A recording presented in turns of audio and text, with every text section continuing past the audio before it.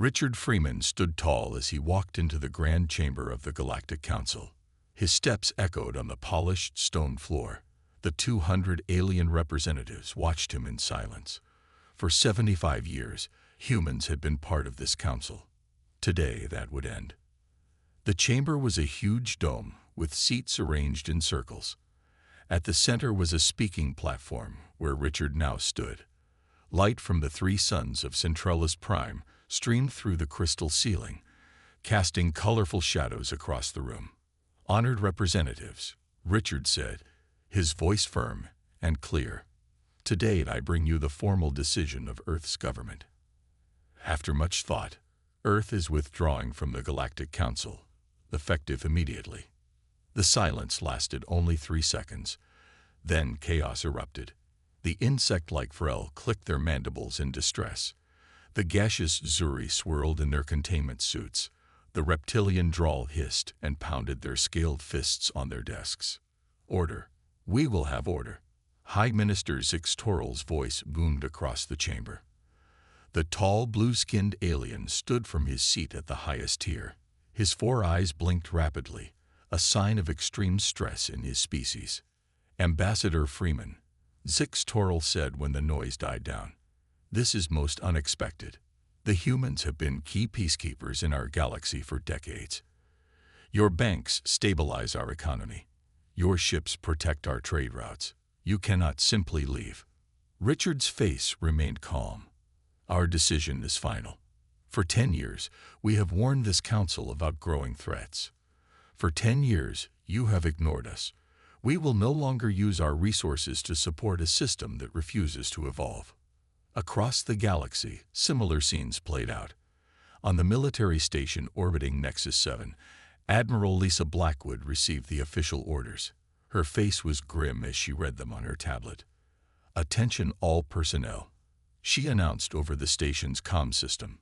"We have orders to withdraw all forces from Council space. Prepare all ships for departure. We leave in 6 hours." Officer Ryan Cole looked up from his control panel in disbelief. "Ma'am, we're leaving. What about the Mera colonies we're protecting? The pirate threats in the Outer Ring?" "Those are Council problems now," Lisa said, though her eyes showed she shared his concern. "Our orders are clear." At the Terran diplomatic compound on Centralis Prime, staff hurried to pack up 75 years of human presence. Security Chief Peter Daniels directed the evacuation, checking names off his list as people boarded the transport ships. "What about our alien staff?"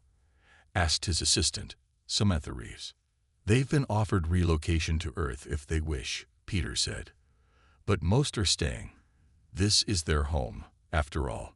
Back in the council chamber, the arguments grew heated. "The humans are abandoning their responsibilities," shouted the Artaxian representative, his crystal skin flashing red with anger. "They have no right to leave us vulnerable," added the Mera diplomat. Zixtoral approached Richard privately as the session broke for recess. "Please, Richard, we've known each other for 20 years. Reconsider this action. The Council needs humanity." Richard's eyes softened slightly. "The Council never truly accepted humanity, Zix. You tolerated us because we were useful. You used our military, our economy, our technology, but never listened to our Council. That can change. We can reform." "It's too late," Richard said. "Perhaps this separation will teach the galaxy what we've been trying to tell you. There are threats coming that require preparation, not endless debate." As Richard turned to leave, Zix caught his arm. "What will happen to the galaxy without human stabilization?" Richard looked back one last time at the chamber where alien representatives were still arguing, forming factions, making threats. "We gave you order," he said quietly. "Now we leave you to your own devices." As the Earth ships rose from Centralis Prime later that day, the first reports were already coming in. A pirate fleet had attacked a Mera transport. The Verlexi Imperium was moving ships to the borders. The Galactic Stock Exchange had suspended trading after a massive crash. Humanity had left the Galactic Council, and the universe was descending into panic. 3 months passed since humanity's departure from the Galactic Council. The cracks in the universe were spreading faster than anyone had predicted. Captain Elaine Powell guided her ship, the Wanderer, through the asteroid field that marked the edge of what used to be safe space. Her vessel was designed for cargo, not speed, but she had made certain modifications over the years. The extra engine power came in handy these days.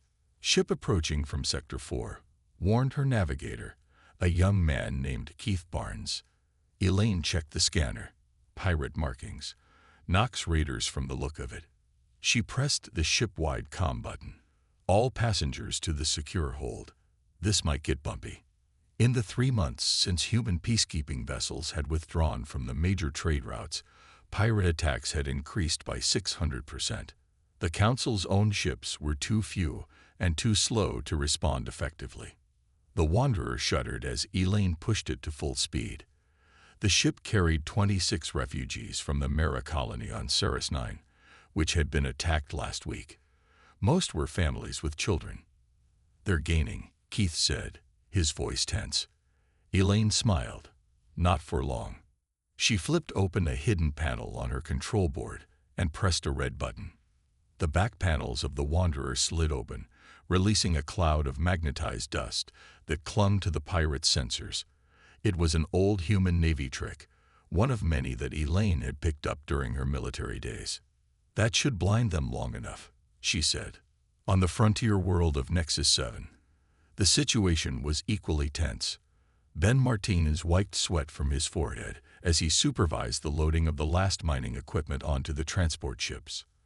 After 30 years of operation, the human mining colony was closing down. "I still think this is a mistake," said Luis Garcia, his chief engineer. "We've built a life here." Ben looked at the mountains where their mine had produced valuable neritium crystals for decades. The local governor made it clear they can't protect us anymore without council backing. The Vrelexi have been eyeing this system for years. Lewis kicked a rock. "We could protect ourselves. Against an entire battle fleet. Don't be stupid." Ben checked his tablet. "Besides, the orders came directly from Earth. All outer colonies are to withdraw behind the Veil." The Veil was what people were calling Earth's new defensive perimeter. No non-human ships had penetrated it since it was established 3 months ago. No one knew exactly what technology created it, but rumors spoke of ships trying to cross it and simply disappearing.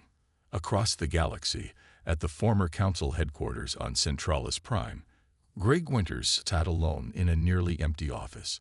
As one of the few humans who had chosen to stay, his expertise was in high demand. As the Council's chief economic advisor, he had warned them this would happen. "The latest reports, sir," said his Mera assistant, placing a tablet on his desk. Greg scanned the information and sighed. Without human banking systems and currency stabilization, markets across the galaxy were in free fall. 3 major trading houses had already collapsed. Food shortages were reported on 14 worlds. "Has there been any response from Earth to our communications?" he asked. The Mera's ears drooped. "None, sir. The Veil blocks all signals." On her ship, now safely away from the pirates, Elaine Powell received a strange message on a frequency that hadn't been used since the withdrawal. It was encoded in an old Earth military cipher. After decoding it, she read it twice to be sure. "Earth hasn't abandoned everyone. Gather trusted allies. Coordinates attached. The true work begins." The message was signed, Admiral Blackwood. Elaine felt a smile spread across her face. She had served under Lisa Blackwood years ago. If the Admiral was running some kind of operation beyond Earth's official stance, it meant humans hadn't really left the galaxy to its fate. Meanwhile, on the borders of what was once peaceful Council space, the Vrelexi Imperium launched its first open attack on a Drawl colony. Without human mediators, the ancient enemies had quickly returned to their historical conflicts. The first cracks were now becoming chasms, and somewhere beyond the Veil, Earth watched and waited. 6 months had passed since humanity withdrew from the Galactic Council. The economic situation was now beyond critical. Greg Winters stood before what remained of the council. Only 63 representatives remained from the original 200. The others had either returned to their homeworlds or were unable to travel due to the growing conflicts. "The data speaks for itself," Greg said, pointing to the holographic charts floating above the chamber floor. The red lines all pointed downward. Without human banking systems, the galactic economy has contracted by 43%. 7 major sectors are now in depression, not just recession. The alien representatives muttered among themselves. A tall bird-like Artaxian rose to speak. His name was Krell, and he had been one of Earth's closest allies before the withdrawal. "We must send another delegation to Earth," Krell said.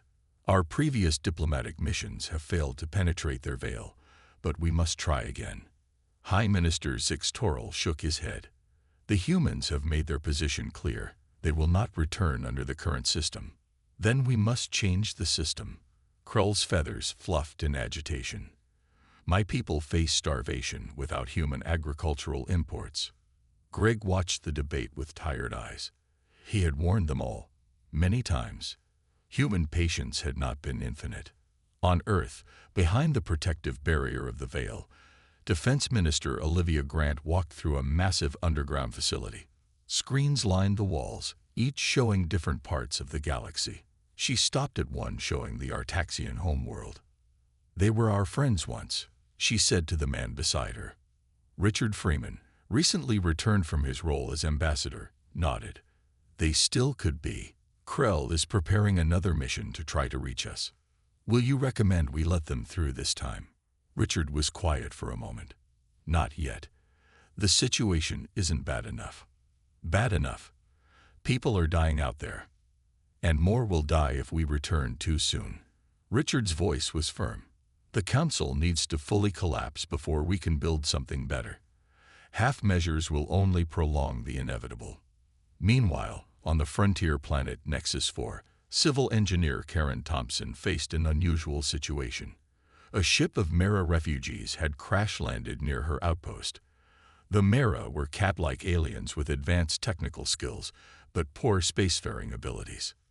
"We can't stay here," said the Mera captain, whose name was difficult for humans to pronounce. "But our engine core is damaged beyond our ability to repair." Karen looked at the alien ship. It used technology she recognized from her time working with the Galactic Development Corps. "I think I can help you, but I need to know why you're running." The Mera's ears flattened against his head. "The Ancient Ones have returned. The Scourge. They were thought to be just legends, but they have awakened in the galactic south. 3 systems have already gone dark." Karen felt a chill. The Scourge was a name mentioned in old human intelligence briefings, a dormant species believed to be mythological by most, but taken seriously by Earth's military planners. She made a decision. "I'll help you repair your ship, but I need to send a message to Earth about what you've told me." At the former Council headquarters, the situation deteriorated further. Representatives from the Drawl Collective and Mera Confederacy engaged in a shouting match that nearly turned violent. "The humans engineered this crisis," shouted the Drawl representative. "They knew exactly what would happen when they left." "That's absurd," countered a Zuri diplomat. "They simply tired of carrying the burden of our peace while we contributed nothing." Greg Winters watched as centuries-old racial and ideological divides resurfaced. Without humanity's stabilizing presence, ancient hatreds were reemerging. The sad thing was, the Drawl representative might be partially right. Earth might have known exactly what would happen. In orbit around Earth, Admiral Lisa Blackwood received Karen Thompson's urgent message about the Scourge. She immediately took it to the Defense Council. "It's happening sooner than we predicted," she told them. "Phase 2 needs to begin now." 1 year had passed since humanity's exit from the Galactic Council. The situation was no longer just unstable. It was rapidly becoming a galaxy-wide disaster. Jack Russell crouched in the shadows of a damaged building on Talos 2. Once a thriving trade center, the planet was now caught in the crossfire between the Drawl Collective and Mera Confederacy. The first interspecies war in 300 years. Two small alien children huddled behind him.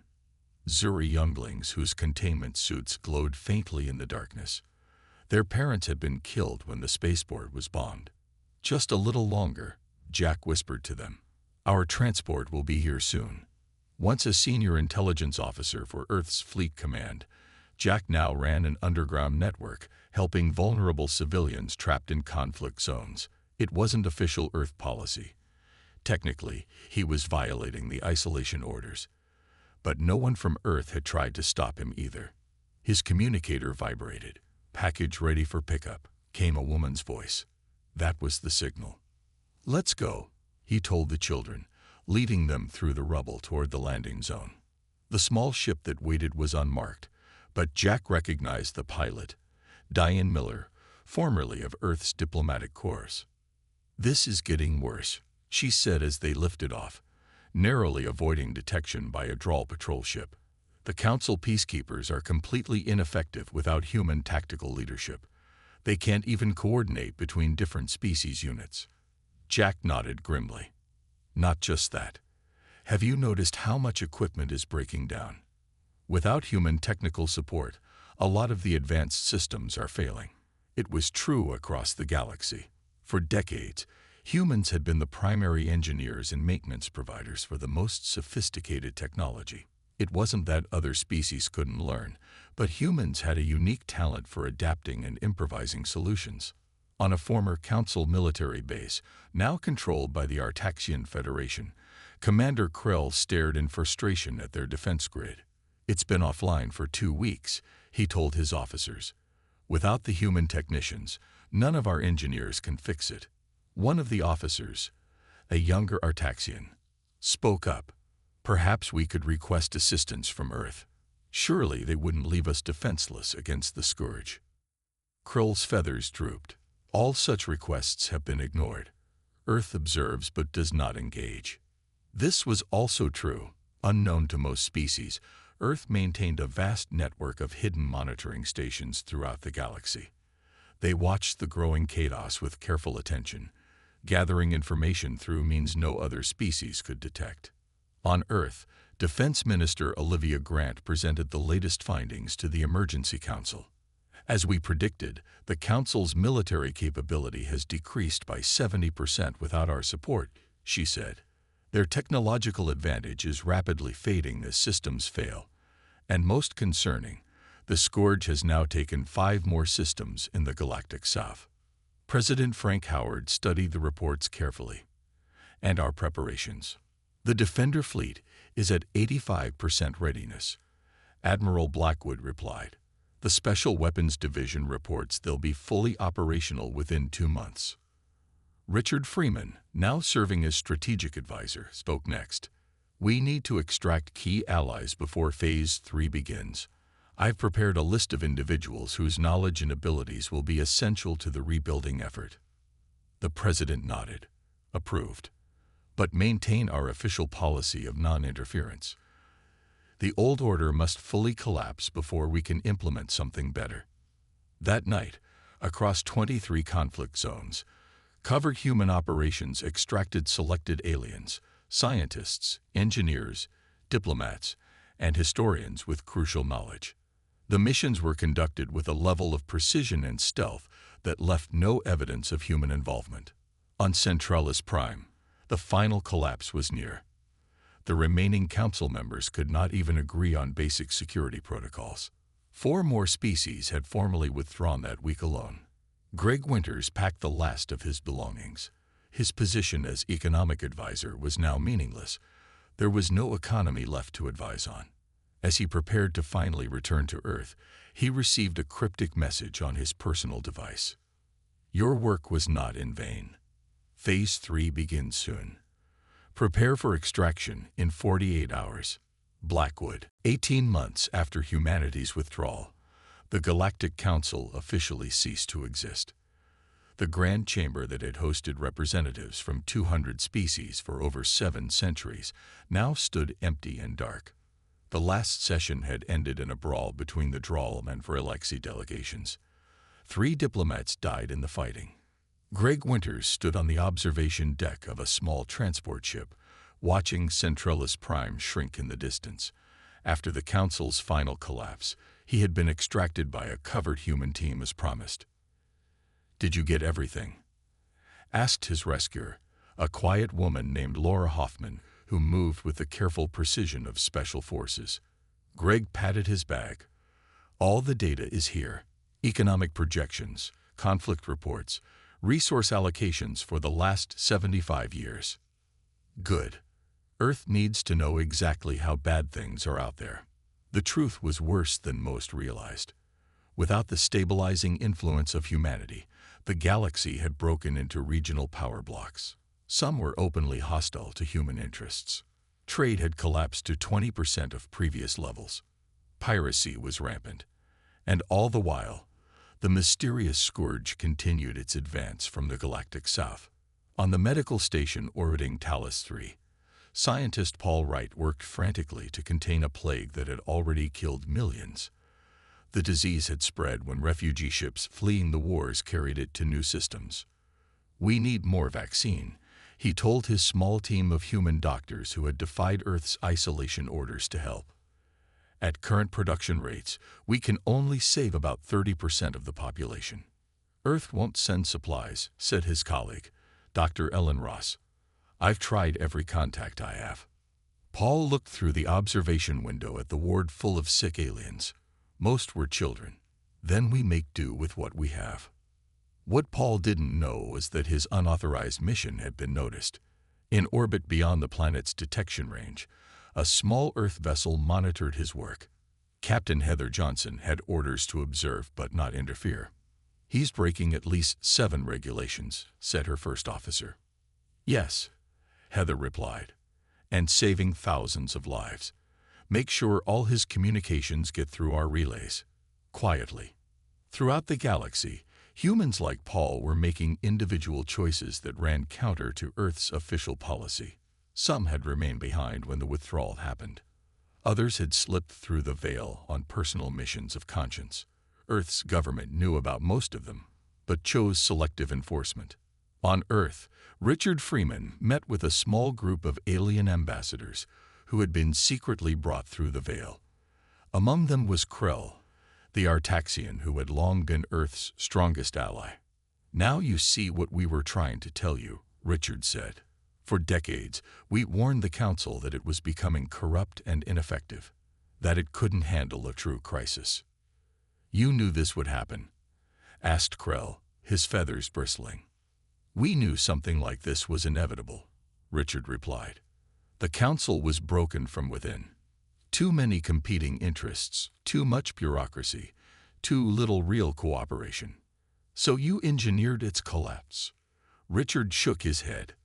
"We simply stopped holding it together. Humanity had become the silent architect of peace, the hidden foundation of the galactic economy, the quiet maintainer of technology. We did all this while the Council took the credit and ignored our warnings." The aliens looked at each other, understanding dawning on their faces. "And now?" a Mera diplomat asked. "Now we're ready to help rebuild," Richard said, "but not under the old system. Earth has drafted plans for a new alliance, one with different founding principles." As they spoke, Admiral Lisa Blackwood's fleet engaged in its first defensive action since the withdrawal. 3 ships of unknown design had approached the Veil, probing for weaknesses. They were quickly destroyed. Analysis of the debris confirmed Blackwood's worst fears. The ships belonged to the Scourge. They had reached the mid-rim far faster than predicted. Phase 3 would need to begin immediately. 2 years had passed since humanity withdrew from galactic affairs. The universe had changed beyond recognition. Where once there had been order, now there was chaos. Where once there had been peace, now there was war. And now, a new terror had emerged that made those problems seem small. The Scourge was real. Not a myth or legend as many had believed, but a dormant species that had awakened from the galactic core. Their ships were organic-looking, with hulls that seemed to pulse like beating hearts. Their weapons could tear through conventional shields as if they weren't there. and they consumed all life on planets they conquered. Ambassador Krell stood before Earth's Defense Council, his feathers dull with exhaustion. We have lost 4 more systems this week alone. The coalition forces we assembled were ineffective. That was an understatement. The hastily formed alliance of former council races had launched an offensive against the Scourge. It had been a disaster. 300 ships attacked. 12 returned. We need Earth's help, Krell said simply. Without it, the Artaxian people will cease to exist within months. So will many others. President Frank Howard looked at the faces around the table. Admiral Blackwood, Defense Minister Grant, Strategic Advisor Freeman. They had prepared for this moment for years. Show him, Howard said. Richard activated a holographic display. It showed massive shipyards hidden in Earth's asteroid belt. Hundreds of warships unlike any the galaxy had seen before floated in neat formations. The Defender Fleet, Richard explained. We began building it 10 years ago, when our scientists first detected unusual energy patterns from the galactic core. We tried to warn the Council. They dismissed our concerns. Krell stared at the display. These ships, their design is unlike anything I've seen. Because we kept our most advanced technology to ourselves, Admiral Blackwood said. The Council races treated humans as useful laborers and soldiers, but never equals. We shared what we thought you could handle. We kept the rest in reserve. On a research station orbiting Jupiter, anthropologist Nancy Miller made a breakthrough. She had been studying ancient human archives, looking for any mention of the Scourge. I found it, she told her colleague, Dr. Sam Baker. In the oldest Sanskrit texts from Earth, the records speak of devourers from the stars that came to Earth 20,000 years ago. They were driven away by a coalition of early human civilizations. That's impossible, Sam said. Humans didn't have space travel then. No, but the texts suggest the Scourge sent only a small scouting force. And they describe the creature's one weakness. Nancy pointed to the ancient text. They share a hive mind. Disrupt it, and they become disorganized. This information reached Earth's military command within hours.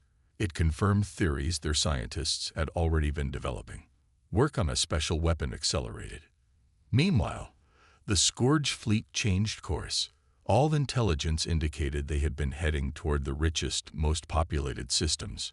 Now, suddenly, they turned toward a different target. Earth. They remember, Nancy said when she heard the news. Somehow, across 20,000 years, they remember that humans defeated them once. President Howard addressed a global broadcast that evening. Citizens of Earth, for 2 years we have watched the galaxy struggle without our guidance.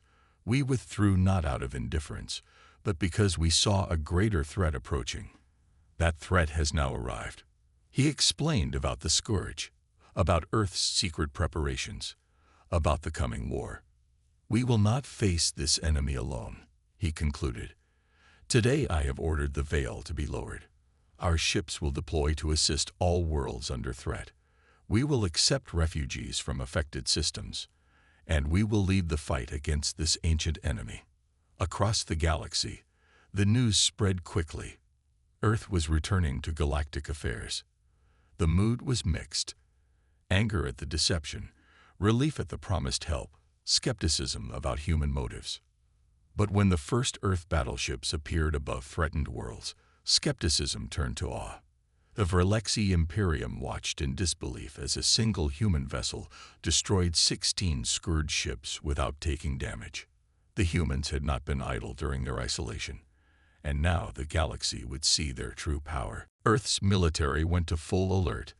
Every ship, every weapon, every soldier prepared for the coming battle. General Alan Phillips coordinated the massive operation from a command center deep beneath the Rocky Mountains. The Scourge will reach our outer defense line in 72 hours, he informed his staff. All civilian evacuation to the underground shelters must be complete by then. Across the solar system, the Defender fleet moved into position. These ships represented the pinnacle of human innovation, sleek, deadly vessels with technology no other species had ever seen. At their heart was the flagship, the Guardian, commanded by Admiral Lisa Blackwood herself. On the bridge of the Guardian, Captain Diana Lee studied the tactical display. Her battle group would be the first to engage the enemy. "You look worried," Admiral Blackwood said, joining her. "The Scourge fleet outnumbers us 5-1, Diana replied. "Even with our technological advantage, those aren't good odds." Blackwood smiled slightly. "Numbers aren't everything. Besides, we won't be fighting alone." She was right. Despite years of resentment and distrust, ships from across the galaxy were arriving to join Earth's defense. The Artaxians sent their entire remaining fleet. The Mera contributed their fastest vessels. Even the Viralexi Imperium, once Earth's fiercest rival, sent a battle group. In a large hangar on Mars, Richard Freeman addressed representatives from 27 alien species. Many had been bitter enemies just weeks before. "For years, humanity watched the Council ignore growing threats," he said. "We saw the corruption, the inefficiency, the refusal to prepare for crisis. When we discovered the awakening of the Scourge, we brought evidence to the Council. They dismissed it as a human fantasy." The aliens shifted uncomfortably. Many remembered those dismissive meetings. "So we made a difficult choice," Richard continued. "We withdrew not to abandon the galaxy, but to prepare for this moment. To build the weapons and ships we would need. To research the enemy's weaknesses. To be ready when they came." Azuri Diplomat's containment suit swirled with patterns of disbelief. "You let the galaxy fall into chaos as part of your plan." "No," Richard said firmly. "The chaos was inevitable. The Council was already failing. Our withdrawal simply accelerated what was already happening. It forced everyone to see the truth, that the old system was broken beyond repair." On a research station orbiting Saturn, scientist Stephen Ross worked frantically to complete the weapon that might save them all. Based on Nancy Miller's research into ancient texts and the latest findings on Scourge biology, he had developed a device that could disrupt their hive mind. "It's ready for testing," he told his team. "But we have no way to know if it will work until we use it against the actual Scourge." "Then we'll have to hope it works the first time," said his assistant, Kelly Martinez. "Because we might not get a second chance." As refugees from outer colonies poured into Earth's protective embrace, a strange reversal occurred. Species that had once looked down on humans now begged for their protection. Council loyalists who had criticized Earth's withdrawal now praised their foresight. Jack Russell, the former intelligence officer, found himself guiding frightened alien families to safety bunkers beneath Chicago. "Why are you helping us?" asked a young Mera. "After how the Council treated humans." Jack knelt down to look the child in the eyes. "Because that's what humans do. We fight for the future, not the past." On the bridge of her ship, Diana Lee received the final battle plans. Earth forces, supported by allied alien vessels, would engage the main Scourge fleet near Jupiter. The massive gas giant would provide some strategic advantages, and keeping the battle away from Earth was a priority. "Captain," her communications officer called out, "we're receiving a message from the Scourge." This was unprecedented. The Scourge had never attempted communication with any species. The message was simple and chilling. "We remember Earth. We remember defeat. This time, we consume all." Diana looked at Admiral Blackwood. The older woman nodded gravely. "Send our reply," Blackwood ordered. "Tell them, we remember too, and history is about to repeat itself." The battle near Jupiter would be remembered for centuries to come. 5,000 ships faced each other across the void. Earth vessels, sleek and deadly, formed the front line. Behind them, the Allied alien fleets moved into supporting positions. Admiral Lisa Blackwood stood on the bridge of the Guardian, her face calm despite the odds they faced. "All ships, maintain formation. Remember your training." The Scourge struck first. Their organic ships surged forward like a swarm of insects, weapons firing. Earth's defensive shields, far more advanced than anything the galaxy had seen before, held firm against the assault. "Return fire," Blackwood ordered. The human fleet responded with devastating precision. Beams of energy sliced through Scourge vessels, but more kept coming. There were simply too many. On the science vessel Galileo, hiding in Jupiter's shadow, Stephen Ross monitored the battle with growing anxiety. His weapon, the Hive Disruptor, was ready, but to work properly, it needed to be delivered to the center of the Scourge fleet where their command ship was believed to be. "We need a volunteer," Stephen said to his team. "Someone to fly the delivery craft." Before anyone could respond, a voice came over the comm. "I'll do it." It was Captain Diana Lee from the battleship Intrepid. "Diana?" "No," Admiral Blackwood protested when she heard. "We need you commanding your battle group." "With respect, Admiral, I'm the best pilot we have. If anyone can reach the target, it's me." There was a pause. Then, "Approved. May God go with you, Captain." As the battle raged, representatives from all species watched from Earth's military headquarters. Among them was High Minister Zix Toril, once head of the now-defunct Galactic Council. "I never understood until now," he said quietly to Richard Freeman. "Humans weren't just part of the galaxy. You were its guardians." Richard nodded. "We tried to work within the Council's rules. But when the real threat came, we knew we had to act independently." "If we survive this," Zix said, "things must be different." In space, Diana Lee's small craft broke away from the main battle. With minimal shielding to maintain speed, she dodged between Scourge ships, taking fire from all sides. The Hive Disruptor was strapped into the co-pilot's seat beside her. "I'm approaching the central mass of the fleet," she reported. "I can see what looks like their command ship. It's enormous." The Scourge command vessel was unlike the others, a massive, pulsing structure that seemed alive. Diana aimed directly for it. "Impact in 30 seconds, she said calmly. "Arming the disruptor." Stephen Ross held his breath as he watched from the Galileo. The disruptor needed to be triggered at exactly the right moment. Too soon, and the Scourge might adapt. Too late, and it wouldn't matter. "Now, Diana," he said. "Trigger it now."